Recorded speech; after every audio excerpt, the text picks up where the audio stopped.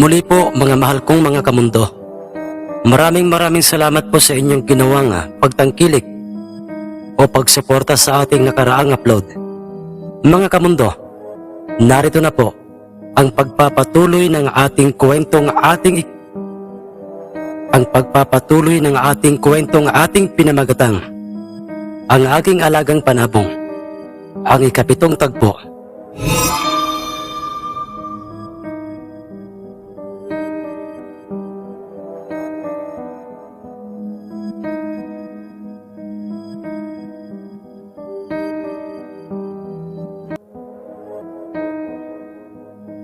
Kung magkaganon, ano pang ating hinihintay, iho? Bruno, pumasok na kayo sa loob ng sabungan. Kayong dalawa, ng iyong kasamang isa sa iyong mga kaibigan, at si Paring Elpidio, at ang aming magtataring si Adjong.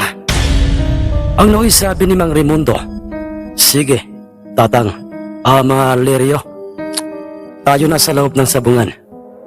Tatang Elpidio, nakahanda na po ba kayo? Ang sabi ni Bruno, oo naman. Bruno, sige, tayo nang pumasok sa loob ng sabungan at ikaw, Bugoy. Kaya nga pat, ihanda na ninyo ang talisayang panabong ni Gilberto. Dahil pagkatapos ng bakbakan nitong aming mga panabong ay ang talisayin nyo at ang sinyaladong malatuba ni Paring Raimundo ang isusunod na paghaharapin sa loob ng sabungan. Maliwanag ba ang paalala ni Mang Elpidio kina Uncle Bugoy? Sige po, Tatang Elpidio. Sagot sa kanya ni Uncle Bugoy. Naglikha ng nakabibinging ingay ang mga mamumusta at mga sabongero. Ng mga pagkakataong yun, nang makita nilang papasok na sa loob ng sabungan si Mang Elpidio at si Mang Bruno at si Bruno, dahil nasasabik na ang mga itong pumusta sa panabong ng dalawang mga sabungerong may mga alagang pambihirang mga panabong. Ngayon malalaman ko kung gaano nga ba talaga kalupit, kagaling dumipensa at pumalo iyang ipinagmamalaki mong dalusaping lasak, iho, Bruno. Pero ang totoo ay masyado akong namangha sa talisayang panabong na yan, na siyang makakabangga mamaya nitong aking sinyaladong malatuba. Tama si Paring Elpidio. Sa postura at katawan ng talisayang yan ay masasabi talagang isa itong fighter, isang fighter na panabong. Pero iwan ko na lang kung maibubuga ba yan mamaya. Ang nooy sambit ni Mang Raimundo sa kanyang sarili habang mariin niyang tinititigan ang nooy hawak ni Uncle Bugoy na aking alagang talisayang panabong. Samantalang ng mga pagkakataong yun, sa aming tahanan ay hindi ako mapakali. Hindi ko maiwasang mapaisip kung ano kaya ang magiging kalalabsan ng laban ng aking talisayin sa panabong ng dayuhang mga taga-Maynilang, kumpare ni Mang Elpidio at nagngangalang si Mang Raimundo. Normal na hindi ko maiwasang mag-alala para sa aking panabong mga kamundo. Lalo pat, ayon sa aking tiyuhing si Uncle Bugoy, ay isang sinyaladong malatuba na pag-aari ni Mang Raimundo ang kanyang makakabangga. Subalit ganoon pa may, pinilit kong ikalma ang aking sarili at magtiwala na babalik sa aming tahanan sina Uncle Bugoy at dala ng mga ito ang balitang panalo. Panalo ang aking talisayang panabong. Nilibang ko na lang ang aking sarili noon, Sir Jess. Nilibang ko na lamang ang aking sarili noon, Sir Jess, sa paraang nanggamas na lang ako ng mga damo sa likurang bahagi ng aming tahanan at nagtanim ng mga gulay doon.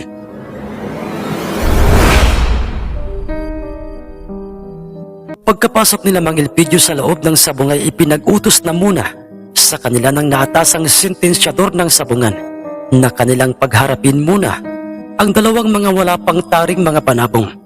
Parehong agresibo ang nasabing kasilhin o itim na panabong ni Mang Elpidio at ang dalusaping lasak ni Bruno, kung saan ay labis-labis siyang ikinatuwa ng mga mamumusta at mga sabungerong nasa labas o paligid ng sabungan. Ilang sandali pa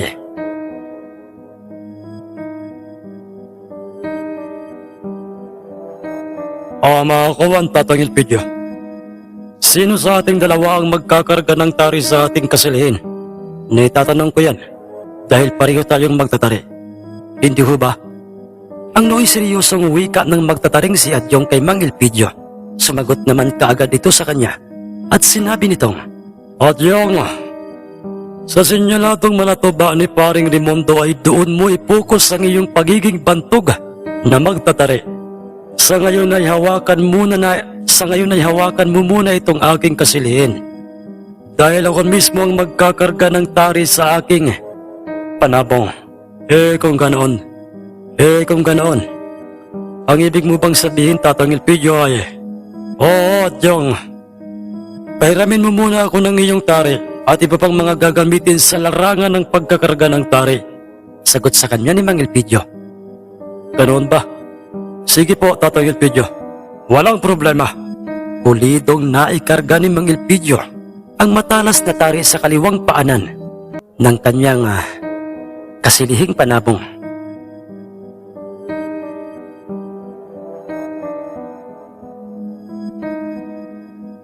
Ang taring pag-aari ni Adyong at doon namangha itong si Adyong nang makita niya nang malapitan ang ikinargang tari ni Mang Elpidio sa kanyang kasilihin dahil mahusay at pulidong magkarga ng tari.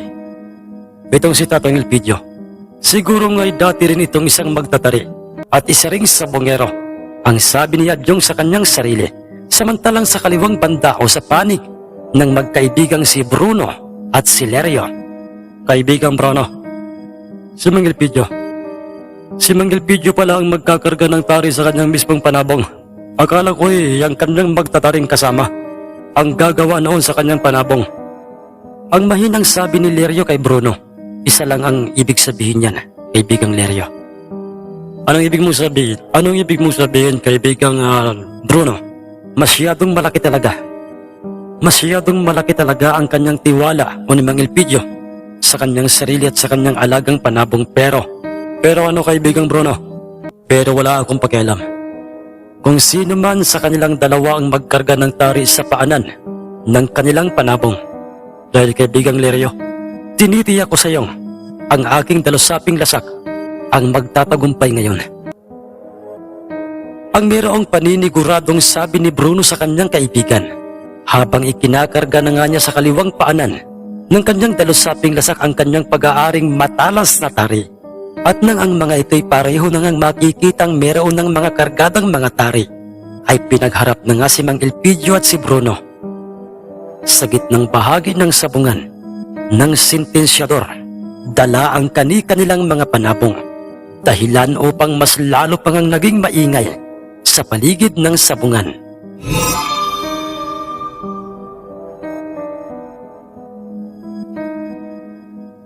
Tahimik lamang noon na nakamasid sa loob ng sabungan ang grupo nila Oliver at sila'y nagpasyang pumusta sa kasilihing panabong ni Mang Elpidio. Sa ikalawang pagkakataon, sa utos ng mga namamahala ng aming mismong sabungan, ng aming mismong baryo, sa sentensyador ng sabungan, ay pinagharap nitong muli ang kasilihing panabong ni Mang Elpidio at ang dalusaping lasak ni Bruno. Naunang tumuka sa ulo ng kasilihin ni Mang Elpidio ang dalusaping lasak, ngunit nakabawi kaagad ng ganti sa kanya ang kasilihin. Parehong hindi kababakasan ng takot o kaba para sa kanilang mga pag-aaring panabong ang hitsura ni Mang Elpidio at ni Bruno. Tatang Elpidio at iho Bruno, sige na, bitawan nyo na ang inyong mga panabong, ang utos ng sentensyador sa kanilang dalawa, at yun na may mabilis nilang sinunod. Pagkababa sa lupang sahig ng sabungan ng dalawang mga panabong ay umatake kaagad at pinalo ng dalusaping lasak ni Bruno ang kasilihing itim ni Mang Elpidio. Talasik ito papalayo sa dalusaping lasak at lumagapak pa ito sa harang ng sabungan at ang kanyang mga itim na mga balahiboy nangalap na sa loob ng sabungan. Napaindak na noon ang mga sabungero at mga mamumustang pumusta sa sa dalusaping lasak at ang iba'y napapatalon pa. Samantalang ang mga pumusta sa kasilihing panabong ay napapangiwi na ang mga bibig ng mga ito at naging banaag na ng kaba ang kanilang mga hitsura. Pagpagsak ng kasilihin sa lupang nasa gilid ng sabungay, nariyang muling papalo sa kanyang dalusaping lasak. Ngunit hindi na siya hinintay pa ng kasilihin na makalapit pa sa kanya upang muling pumalo, dahil pumuelo at lumipad ang kasilihing panabong papasalubong sa dalusaping lasak. Talasik silang pareho nang sila'y magpalitan ng mga pagpalo sa ere at magkasabay silang bumagsak sa gilid ng sabungan. Parehong mahusay at parehong magaling dumepensa sa bawat isa ang dalawang mga panabong, dahil pagbagsak ng mga ito'y parehong walang makikitang sinyales sa kanilang dalawa na sila'y meron ng tama ng mga tari sa kanilang katawan. Sa halip ay agresibo nilang hinarap at pinakiramdaman ang bawat isa.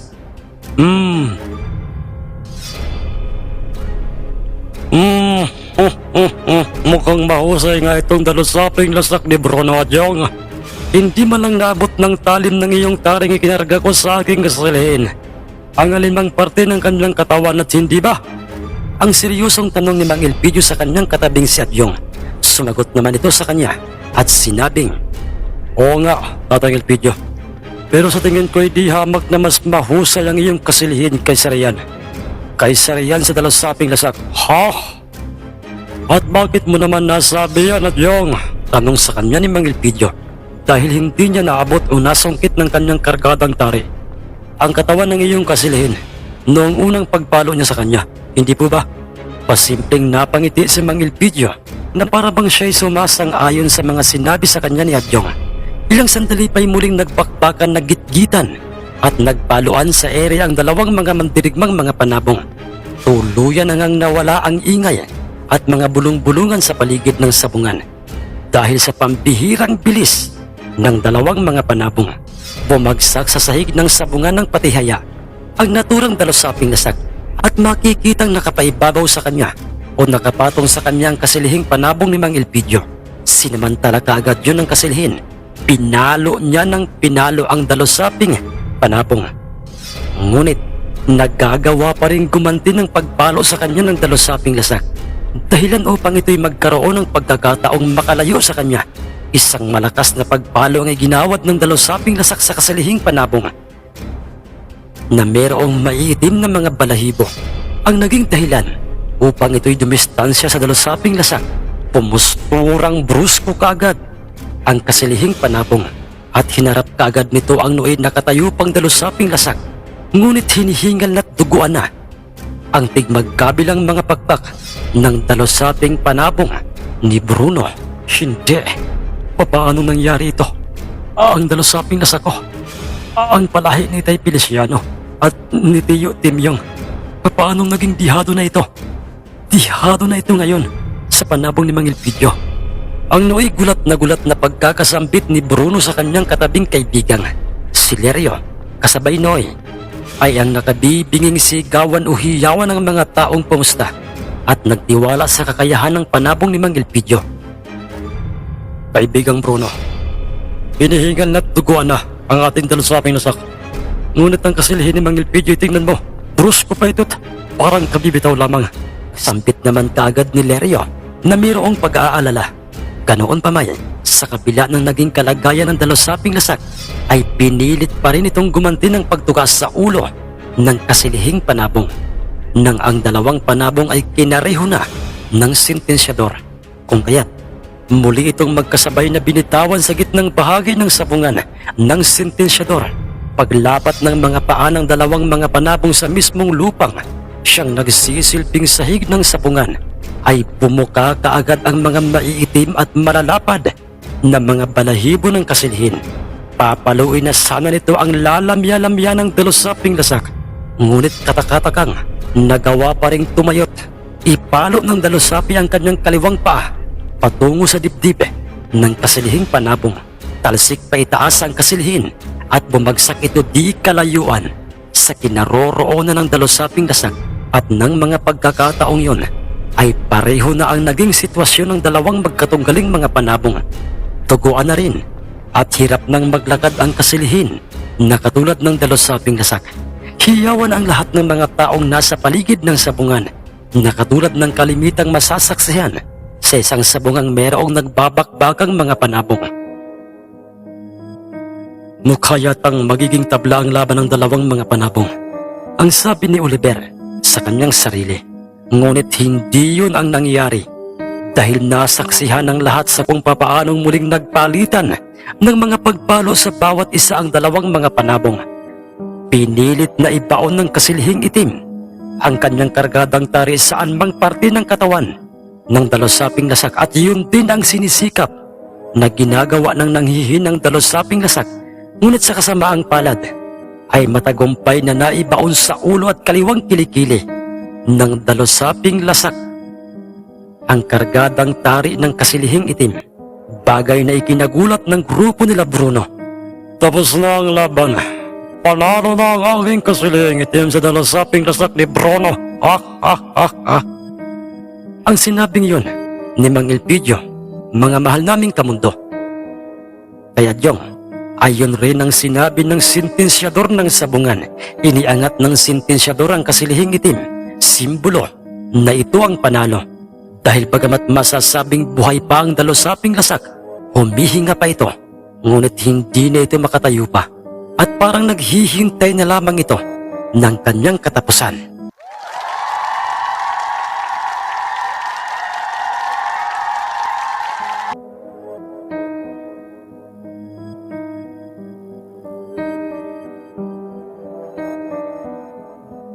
Paano ba yan, iho, Bruno? Panalo ang aking kasilihing itim dyan sa iyong dalos-saping lasak. Ang sabi ni Mang Elpidio sa kanyang kaharap na si Bruno. Kung saan ay makikita silang nasa labas na ng sabungan. Bit-bit ni Bruno ang kanyang patay ng panabong. At nasa kamay naman ni Mang Elpidio ang kanyang dugoang kasilihing itim. Oo, Mang Elpidio. Natalo po ang aking panabong. At ako po'y masyadong humahanga sa inyong pagiging sikat o tanyag. Pero ganoon pa may, sa kabila ng aming pagkatalo sa sabong, ay nakararamdam pa rin ako ng saya sa aking sarili. Ang sagot ni Bruno kay Mang Elpidio. Dahil ano pang matawa itong si Mang Raimundo sa kanyang mga sinabing yun. Ano ka mo? Ikaw ay nakararamdam ng saya, iho, sa pagkatalo ng iyong panabong. Ang sabi ni Mang Raimundo. Opo, tatang. Totoo po yun. Sagot ni Bruno kay Mang Raimundo. Huwag kang magpatawa, iho.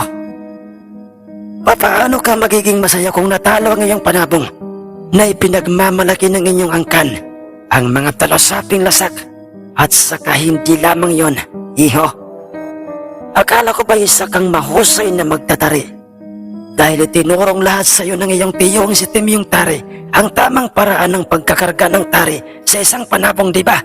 Pero saksi ang lahat ng mga tao dito mismo sa sabungan ng baryong ito na yun ay napawalang saysay lamang, di ba? Ano ay mayroong pang-iinsultong wika ni Mang Raimundo sa binatang kanyang kaharap. Sumagot naman sa kanya si Bruno at sinabi nitong, masaya ako, tatang. Alam niyo po kung bakit? Bakit? Sabihin mo. Dahil tingnan niyo po, ang kasilihing panabong ni Mang Raimundo, sabay-sabay nilang naibaling ang kanilang mga paningin sa kasilihing hawak ni Mang Elpidio. Kasunod noon, nagpatuloy sa pagsasalita itong si Bruno. Duguan ang kasilihing panabong ni Tatang Elpidio. Hinihingal dahil sa mga tusok ng tari sa kanyang katawan, galing sa ikinarga kong tari sa aking dalos-saping lasak. At kamuntik-muntikan pa itong maging bihag. At yun ang dahilan kung bakit ako masaya, tatang. Ha? Paano at bakit mo nasabihan? Huwag mong sabihin eh. Opo, tatang. Alam ko at alam ng lahat ng mga nakakakilala kay Mang Elpidio na ang kanyang mga panabong sa oras na ito'y makipagbakbakan ay hindi man lang ito nasusugatan at lalong hindi ito hinihingal, pero sa aking dalos-saping lasak ay muntik na itong mamiligro at maging isang bihag. Napangiti sa Mang Elpidio sa mga sinabi yun ni Bruno kay Mang Raimundo. Dahilan upang totoo ang lahat ng mga sinabi ni Bruno sa iyo, paring Raimundo. Dahil maging ako may kinabahan sa kung ano ang magiging kahihinatnan ng aking panabong. Aminado ako sa aking sarili ngayon. Ngayon lamang ito nangyari sa isa sa aking mga panabong. At masasabi ko lang iho, Bruno, bilib akong masyado sa iyong panabong. Ang sabi ni Mang Elpidio kay Bruno, at nagpasalamat naman sa kanya ang binata. Kasunod noon ay, Bugoy! Bakit po, Tatang Elpidio? Ihanda mo na yung fighter na talasayang panabong ng iyong pamangkin na si Gilberto. At iyang sinyaladong malatuba mo, paring Raimundo. Dahil ang mga yan na ang susunod na dadalhin sa loob ng sabungan at paghaharapin. Sige po, Tatang Elpidio. Sagot kaagad niyang Kulbugoy. At ikaw naman paring Raimundo, isama mo na sa loob ng sabungan niyang iyong alalay at personal na magtataring si Adyong. Pumasok na kayo sa loob ng sabungan dahil gusto ko nang masaksiyan ang laban ng dalawang mga panabong. Sige, paring Elpidio. Pero tika lamang. Ikaw ba? Ano pang balak mo? Tanong ni Mang Raimundo kay Mang Elpidio. Katulad ng sinabi ko sa iyo noon, ako mismo paring Raimundo, ang magkakarga ng tari at magbibitaw sa talisayang panabong ni Gilberto. Ha? Napabulalas itong si Mang Raimundo nang marinig niya ang mga sinabing yun sa kanya ni Mang Elpidio, lalong-lalo na nga nang makita nitong meron palang dalang sariling pag-aaring tari sa kanyang lalagayan ng mga tari itong si Mang Elpidio.